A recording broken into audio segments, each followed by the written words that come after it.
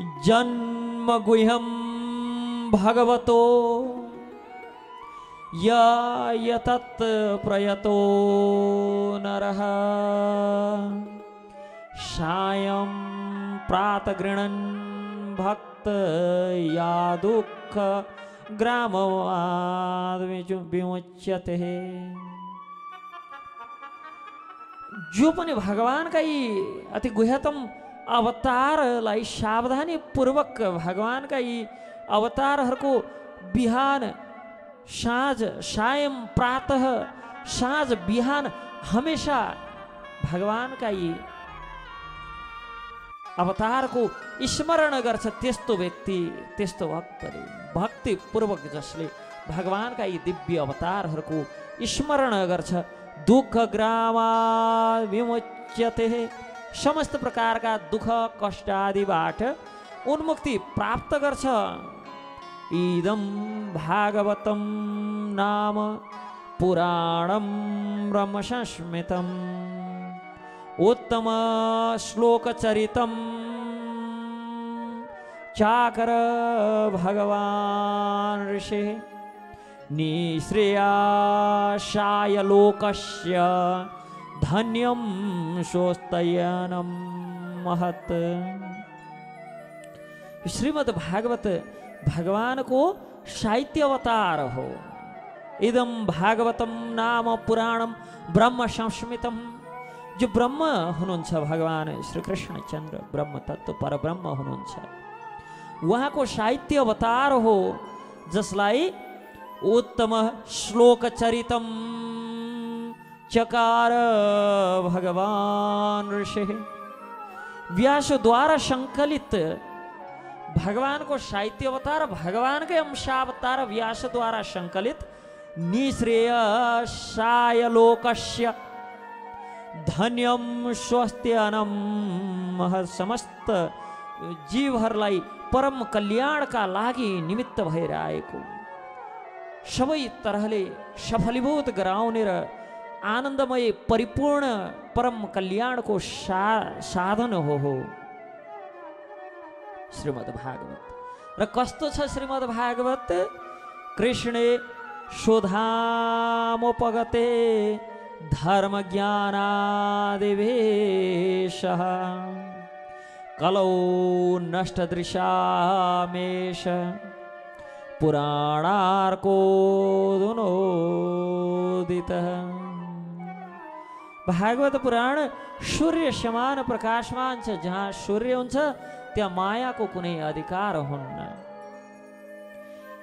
सूर्य समान प्रकाशवान धर्म ज्ञान आदि सहित कृष्ण द्वारा निज धाम जब जानुभयो कृष्णे स्वधाम उपगते जब भगवान कृष्ण स्वधाम गमन गर्नुभयो तब यसको उदय भयो जो व्यक्तिले कलियुगमा कलौ नष्ट दृशामेश जब कलियुग को अज्ञान को गहन अंधकार का कारण व्यक्तिहरूले आफ्नो दृष्टि गुमाउन लागे यो पुराणबाट श्रीमद् भागवत को कृपा का कारण पुनः व्यक्तिहरूलाई दृष्टि प्राप्त हुन लाग्यो दृष्टि पुनः प्राप्त हुन लाग्यो कि यो कलिको अंधकारले दृष्टि गुमाएका व्यक्तिहरूलाई दृष्टि पुनः प्रदान गर्ने यदि कुनै ग्रन्थ छ भने त्यो ग्रन्थ हो श्रीमद् भागवत महापुराण। अहो यस्तो दिव्य ग्रन्थ कि जब भगवान कृष्ण स्वधाम उपगते जब भगवान स्वधाम गमन गर्नुभयो तब भगवानको त्यो रिक्ततालाई पूर्ण गर्नका लागि रचना भएको ग्रन्थ। बडो आश्चर्य छ कसरी रचना भयो त यस्तो दिव्य ग्रन्थ कसको प्रेरणा पाएर व्यासले यस्तो भागवत जस्तो दिव्य ग्रन्थ रच्नु भयो त। अनि फेरि यस्तो दिव्य ग्रन्थ एकान्त प्रिय आत्माराम सुखदेवले यो शास्त्र कसरी पढे कसरी सुने अनि सुने पछाडि त्यत्रो 7-7 दिन तिनलाई फुर्सद कहाँबाट मिलेछ सुन्नलाई। किनभने हामीले सुने अनुसार त ती शुक भन्ने व्यक्ति त व्यासपत्नीको गर्भमा आमाको गर्भमा 16 वर्षसम्म बसे। जबसम्म भगवान स्वयं आएर तिनलाई निस्क भन्नु भएन तबसम्म निस्किएनन् रे। कि आमाको गर्भमा बसेका छन्, निस्कन्नन्। व्यासले बोलाउनुहुन्छ बाहिर आऊ बाबु गर्भबाट। के भन्छन् त शुकजी? आउँदैन। किन? जसै गर्भबाट म बाहिर निस्कन्छु, गर्भबाट बाहिर निस्कन साथ यो दुःखालयको, यो अशाश्वत जगतको, यो भवसागरको एउटा बडो दिव्य विचित्र गुण छ कि म मायाको प्रभावमा परिहाल्छु। यसकारण त्यो मायाको प्रभावमा पर्नका लागि, मायाको प्रभावमा डुब्नका लागि म गर्भबाट निस्कन्न। व्यासले स्वयं भगवान श्रीकृष्ण चन्द्रलाई बोलाएर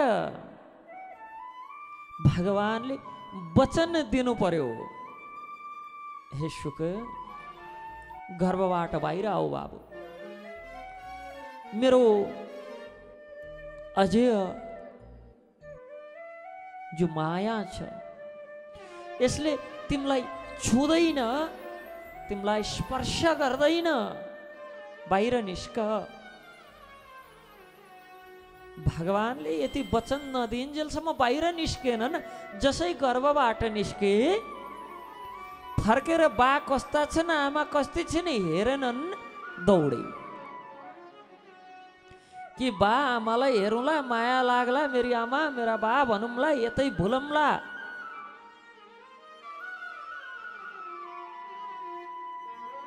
फर्केर पनि हेरे। त्यस्ता शुकलाई नाङ्गै 16 वर्षको उमेर नाङ्गै थिए, दौडे। कपडा लगाउनु पर्छ भन्ने पनि छैन। शरीरको देहात्मा बुद्धि छँदै थिएन,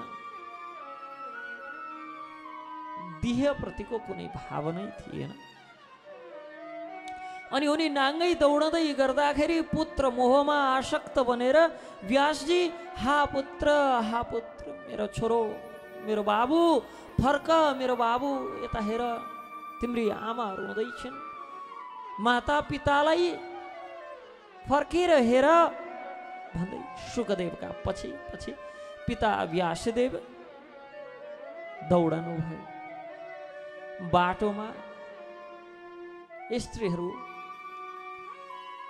16 करिब 16-17 वर्ष उमेरका, 15-16 वर्षका उमेरका नवयुवतीहरू स्नान गर्दै थिए। शुकदेवजी त्यही बाटोबाट दौडनु भयो। व्यासलाई पछि पछि आएको देखेर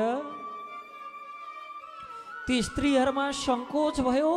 हतपत बाहिर निस्किएर कपडाले आफ्नो शरीर ढाक्न लागे। ढाक्दै गर्दा व्यासजी भन्नुहुन्छ, तिमीहरूकै उमेर बराबरको मेरो छोरो, त्यो पनि नाङ्गै दौड्यो, यही बाटोबाट अगाडि गयो। तिमीहरूलाई लाज लागेन, सङ्कोच लागेन? अनि म वृद्धलाई देखे पछाडि अङ्ग ढाक्दैछौ कपडाले। स्त्रीहरू ती बालका के भन्छौ भन्दाखेरि के भन्छन्, हे व्यासजी, हजुर वृद्ध भए पनि हजुरमा स्त्री पुरुष आदिको यो शरीरको भाव छ, दृष्टि शरीरमा छ। स्त्री पुरुषको भेद छ, तर शुकजी जो तपाईँले पुत्र भन्नुभयो उनलाई यो शरीर प्रतिको उनको बुद्धि नै छैन, शरीर प्रति उनलाई भेद नै छैन, स्त्री पुरुषको भेद नै छैन। फेरि उनीसँग किन लजाउनु, किन लाज मान्नु? उनको दृष्टि हामीतिर छँदै छैन, शरीरतिर दृष्टि नै छैन भने सङ्कोच कस्तो? यस्ता आत्माराम बिचारा व्यासजी तत्क्षण त्यहीँबाट कुशको अर्को शुक बनाएर शुकजी बनाएर लिएर जानुभयो। हाम्रा छोरा यिनै हुन् भनेर भने जसले बा आमालाई नै चिनेनन् तिनले 7-7 दिन फुर्सद कहाँबाट पाएछन् भागवत सुन्ने? अझ हामीले सुने अनुसार एक ठाउँमा एउटा स्थानमा केवल त्यति नै समय मात्र व्यतीत गर्नुहुन्थ्यो शुकजीले, जति समय एउटा गाई दुहुनलाई लाग्छ भने 7-7 दिन बसेर भागवत सुन्ने कहिले समय पाएछन् यिनले?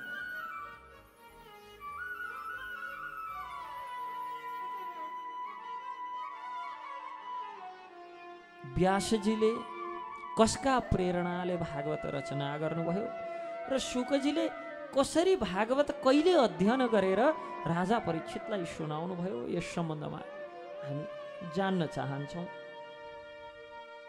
इस प्रकार जब सुतजीले शौनकादि ऋषिहरूलाई प्रश्न गर्नुहुन्छ, द्वापरे समनु प्राप्ते तृतीय योगपर्यये जातः पराशराध्योगे व्यासायं कलया हरे। वर्तमान चतुर्युगी को द्वापर युगमा महर्षि पराशर र वसुकन्या सत्यवतीको गर्भबाट त्रिकालदर्शी जो व्यास अवतरित हुनुभयो, भगवानका अंश अवतार कला अवतार, उहाँले निकट भविष्यमा जो आउने कलियुग र त्यसले पार्ने प्रभावलाई विचार गरेर वेद वर्णित यज्ञ कर्मको विस्तार गराउने ध्येयले एक वेदलाई 4 भागमा विभाजन गरेर पैल नाम गरेका शिष्यलाई ऋग्वेद प्रदान गर्नुभयो। पैल नाम गरेका ऋषिलाई जैमिनी नाम गरेका अर्का शिष्य थिए, जसलाई सामवेद नाम गरेको ग्रन्थ प्रदान गर्नुभयो। सामवेदको उत्तराधिकारी जैमिनीलाई बनाउनु भयो भने वैशम्पायनलाई यजुर्वेद प्रदान गर्नुभयो अनि सुमन्तुलाई अथर्ववेद पढाउनु भयो। इस प्रकार वेद, भगवत प्रदत्त वेद एकै थियो ब्रह्मासम्म। व्यासले त्यसलाई 4 भाग लगाएर आफ्ना 4 शिष्यहरूलाई ऋग्वेद पैललाई, अनि सामवेद जैमिनीलाई, अनि यजुर्वेद वैशम्पायनलाई र सुमन्तु नाम गरेका ऋषिलाई अथर्ववेद प्रदान गर्नुभयो। र कालान्तरमा विभिन्न ऋषिहरूले वेदमा वासनीय, तैत्तिरीय आदि अनेकौं शाखा प्रशाखा निर्माणहरू गरे र व्यासले फेरि पुराणहरूका साथै इतिहास, महाभारत आदि निर्माण गर्नुभयो। स्त्री शूद्र द्विजबन्धो नाम त्रैन श्रुति गोचरा कर्म श्रेयसी मूढ़ाना श्रेय एवं भवेदिह। कि स्त्री शूद्र तथा द्विजबन्धु आदिले वेदाध्ययन गर्दा गर्दै पनि वेदको सही ढङ्गले यजन गर्न नसक्ने, पूजन गर्न नसक्ने र त्यसका सिद्धान्तहरूलाई जीवनमा परिपालन गर्न नसक्ने भएका कारण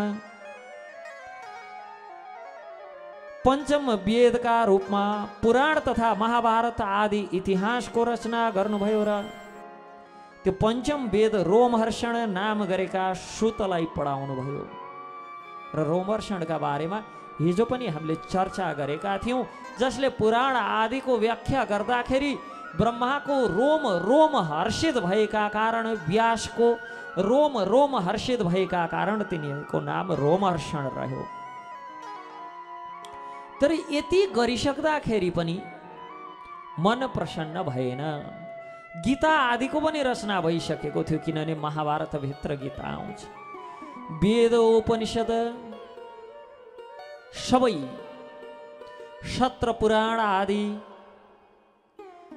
महाभारत, पञ्चम वेद आदि समस्त ग्रन्थहरूको रचना भइसकेर पनि, एक वेदलाई 4 भागमा विभाजित गरिसकेर पनि, अनि फेरि त्यही वेदका भाष्यका रूपमा, वेदको सहज व्याख्याका रूपमा 17 पुराण आदिको रचना गरिसकेर पनि, वेदलाई बुझाउनका लागि भनेर महाभारत आदि ग्रन्थको इतिहासको रचना गरिसकेर पनि भगवान श्री व्यासदेवलाई सन्तुष्टि भएन। व्यासजी एक दिन मनमा सोच्दै बस्नुभयो, मैले यत्रो धर्मशास्त्र आदिको रचना गरेँ, तर म प्रसन्न किन हुन सकेन? किन मेरो प्रसन्नता, म प्रसन्न किन हुन सकिनँ? यत्रो सबै कार्य मैले गर्नुपर्ने सबै कार्य मैले सम्पन्न गरिसकेँ, फेरि पनि मेरो हृदयमा एक प्रकारको यो अप्रसन्नता किन? यस्तो विचार गर्दै हुनुहुन्थ्यो। नारद आइपुग्नुभयो। व्यासका गुरु नारदजी आइपुग्नुभयो। अनि आएर प्रश्न गर्नुहुन्छ व्यासजी। एक दिन उहाँ त्यो सरस्वती कुण्डमा स्नान गरेर, बद्रिकाश्रममा सरस्वती नदीमा एउटा कुण्ड छ, भीम पुलको नजिकै सरस्वती कुण्ड, जो औधी नै चिसो छ। व्यासले दैनिक त्यहाँ स्नान गरेर तत्पश्चात त्यो गुफाको छेउमा विशाल पत्थर छ, त्यो पत्थरमा आएर बसेर तपस्या गर्नुहुन्थ्यो, ध्यान आदि सन्ध्यावन्दन आदि गर्नुहुन्थ्यो, र त्यहीँ बसेर ग्रन्थ रचना गर्नुहुन्थ्यो, लेख्नुहुन्थ्यो। अनि त्यो बडो चिसो छ। हामी एकपटक तीर्थयात्रा तीर्थाटनको क्रममा त्यहाँ पुगेका थियौँ। त्यहाँ स्नान 3 पटक गरौँ भने चतुर्वेदी हुन्छ, 4 वेदको ज्ञान हुन्छ भनेर भक्तहरूको सन्तहरूको श्रीमुखबाट सुनेका कारण चतुर्वेदी बन्न भनेर म पनि घोप्लुक्क डुब्न गएको थिएँ। सबैजना आत्तिएकोदेखि यसो जान्छन्, छुन्छन्, कोही यसो छर्केर मात्र फर्किन्छन्, कोही गइहालेन नि एकपट्टि घुप्लुक्क नुहाउँछन् र सट्ट बाहिर निस्किन्छन् आछु आछु भन्दै। अनि मैले चाहिँ अब त्यहाँ फाइफुर्ती लगाइयो, हामी त हेर हिमालमा जन्मे मान्छे, यस्ता नदी त भनेर छिरेको। एकचोटि घोप्लुक्क डुबेको थिएँ, सास थुन्यो कि जस्तो आत्तेर बाहिर निस्केँ। अनि खै यो चतुर्वेदी हुन्न नि, एक वेदी नै ठिक छ कि के हो भन्ने भयो। अनि फेरि अब अरू त त्यो म आत्तेको देखेर कोही पनि गएनन्, अरूलाई केही छैन भनेर बुझाउन फेरि 2 चोटि गएर डुबेर निस्केँ र अरूलाई पनि फसारै छोडेँ। एक चोटि भयो नि सबले नुहाउनुपर्छ, आफू त परिसकेँ एकचोटिमा भनेर अब अरूलाई एक चोटि नुहाउन लगाउनलाई आफू चाहिँ 3 चोटि डुब्न गएँ। 3 पटकै स्नान गरेँ। तर त्यस पछाडि अब फेरि पनि तीर्थाटन हुँदाखेरि कसैले चतुर्वेदी बन्न जाउँ भने मैले के भन्ने गरेको छु भन्दा, मैले त एकचोटि नुहाइसकेँ, चतुर्वेदी भइसकेँ, त्यही 4वटा वेद हुन्, अब फेरि नुहाइ भने त अष्टवेदी हुनुपर्छ, 8वटा वेद छैनन्, त्यही भएर फेरि नुहाउन्न भन्छु चिसो भएर डरले। त्यहाँ व्यासजी दैनिक स्नान गर्नुहुन्थ्यो र त्यही तटमा बसेर सन्ध्यावन्दन गर्नुहुन्थ्यो। हामी जस्तो बाहिर निस्किन्छ सातसुट लुगा ओढेर कपडा लगाएर गर्न हुन्थ्यो। त्यहीँ बसेर सन्ध्यावन्दन गरेर तत्पश्चात हाम्रा लागि भनेर पुराण आदि ग्रन्थहरूको रचनामा लाग्नुहुन्थ्यो। अनि एक दिन बडो दुखी भएर त्यसै गरी त्यहाँ बस्नुभएका बेला श्री नारद मुनि पुग्नुभयो र प्रश्न गर्नुहुन्छ, किन दुखी प्रभु, के बाँकी रह्यो, के शेष रह्यो कि म सन्तुष्ट हुन सकिनँ? नारद मुनि व्याससँग भन्नुहुन्छ, न यद वश्चित्र पदम हरिर्यशो जगत् पवित्रं प्रगृणीत कर्हिचित् तद्वायशं तीर्थमुशन्ति मानसा न यत्र हंसा निरमन्त्यु शिक्षया।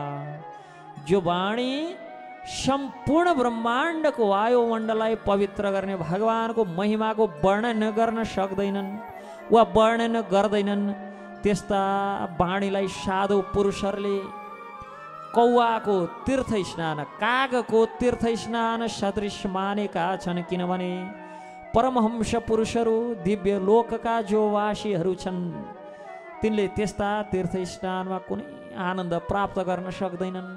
अर्थात् जुन वाणीले हरे र यशो हरिको यशगान गर्दैन त्यस्ता वाणी केवल कागको तीर्थ स्नान जस्तो मात्र हो भने अर्कोतर्फ तद्वा विसर्गो जनताग विप्लवो यस्मिन् प्रतिश्लोकम वद्धवत्यपि नामान्यनन्तस्य यशोऽङ्कितानि यत् शृण्वन्ति गायन्ति गृह्णन्ति साधव।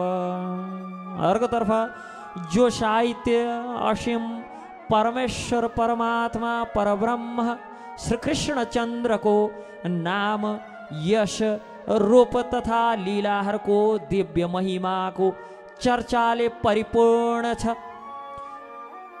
जो भिन्न रचना एवं यो जगतको भड्किएको सभ्यता एवं अपवित्र जीवनमा जनताका विप्लव क्रान्ति ल्याउने दिव्य शब्द आदिबाट ओतप्रोत छ यस्तो साहित्य। यदि सही ढङ्गले रचना भएको छैन भने पनि नितान्त प्रमाणिक पवित्र व्यक्तिद्वारा सुनिएको गाइएको तथा शृण्वन्ती गायन्ती गृह्णवन्ती साधवा सन्तहरूको लागि सर्व स्वीकार्य छ।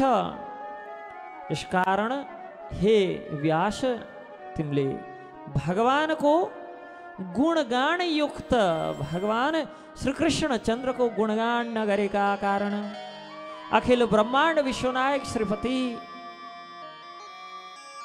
भगवान श्रीहरि को गुणगान नगाएका कारण तिमीलाई सन्तुष्टि हुन सकेन। नैष्कर्म्यम अप्यच्युत भाव वर्जितम न शोभते ज्ञानमलं निरंजनम कुतः पुनः शाश्वत भद्रमेश्वरे न चार्पितम कर्म यदप्यकारणम। आत्मा साक्षात्कार को ज्ञान समस्त भौतिक आसक्तिबाट रहित हुँदै पनि यदि भगवान श्री अच्युत को ये अप्य अच्युत भाव वर्जितम यदि अच्युत को त्यो भाव प्रेमबाट शून्य छ भने समस्त भौतिक आसक्तिबाट रहित हुँदाहुँदै पनि आत्मा साक्षात्कारको त्यो ज्ञानले शोभा दिन सक्दैन। फेरि प्रारम्भबाटै ती स्वभावतः दुःखप्रद तथा क्षणिक सकाम कर्मबाट के लाभ हुने यदि भगवानको भक्तिमाथि कर्म लाग्दैनन् भने। जोगोपसितं धर्मकृतेनुशासतः स्वभावरक्तस्य महान् व्यतिक्रमः यद् वाक्यतो धर्म इति तरस्थितो न मन्यते तस्य निवारणं जनः। त्यक्त्वा स्वधर्मं चरणाम्भुजं हरेर् भजन्यपक्वथा पतेत्ततो यदि यत्र को वा भद्रम् अमुष्य किं को वार्थप्तो भजतं स्वधर्मतः।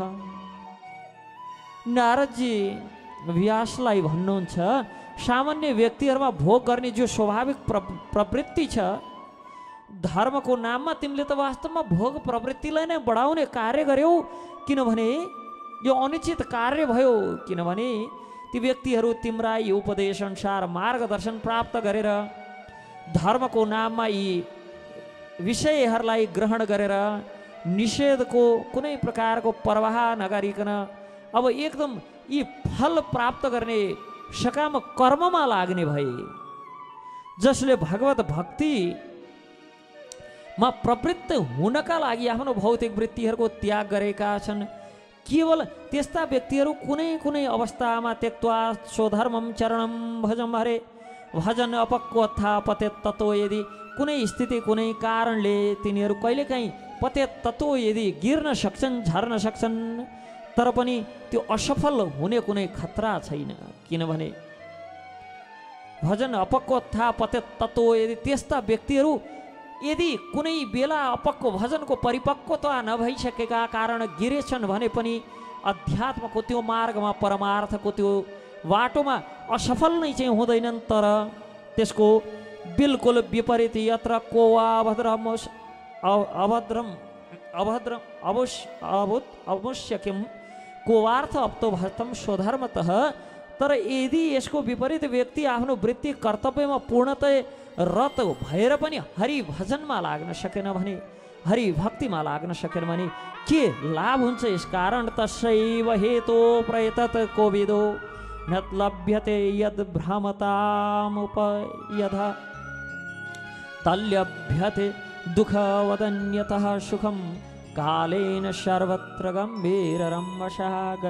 गभीररम्भशः। जो व्यक्ति वास्तवमा बुद्धिमान तथा कोविद छन् तिनले सार्थकतापूर्वक प्रयास गर्नुपर्छ कि ब्रह्मलोकदेखि लिएर पातल आदिको विचरणलाई त्यागेर कस प्रकार भगवत प्रेम प्राप्ति हुन्छ त्यसका लागि प्रयास गर्नुपर्छ। इदं हि पुंसस्तपस श्रितस्य वा श्वेष्टस्य शुक्तस्य च बुद्धि तत्तयो अविच्युतोऽर्थः काव्यभिर्निरूपितो यत् उत्तम श्लोक गुणानुवर्णनम्। विद्वान मण्डलीले निष्कर्ष के निकालेका छन् भने तपस्या वेदाध्ययन यज्ञ दान तथा स्तुति जप को जो अचूक प्रयोजन छ उत्तम श्लोक भगवान को दिव्य लीला दिव्य गुण दिव्य रूप को दर्शन गर्नु हो। यस कारण हे व्यास रचना जतिसुकै सुन्दर भए पनि भगवान को महिमा वर्णन नगरिएको ग्रन्थ सामान्य साधारण र भौतिक नै मान्नुपर्छ। तर रचना सुन्दर र असुन्दर भेद नहेरी भगवानको महिमा वर्णन गरिएको छ भने त्यसलाई उत्तम मान्नुपर्छ। हे व्यास हजुरले बनाउनु भएको शास्त्रमा धर्म एवं अर्थ काम कर्म रूपी पुरुषार्थको राम्ररी व्याख्या भएको भए पनि भगवानको निर्मल यश भने त्यति नगाइएका कारण मन प्रसन्न नभएको हो। यस कारण भगवानको कथा श्रवण तथा नाम संकीर्तनले व्यक्तिको जीवनमा कस्तो प्रभाव पार्छ भन्ने ज्वलन्त उदाहरण त मै नै हो भनेर नारदले आफ्नो पूर्व इतिहास वृत्तान्त सुनाउन लाग्नुहुन्छ। नारदको पूर्व इतिहास भन्दा पहिले सुन्दर श्रीनाम संकीर्तन तत्पश्चात नारदको पूर्व इतिहास श्रवण गर्छौं। हरे कृष्ण।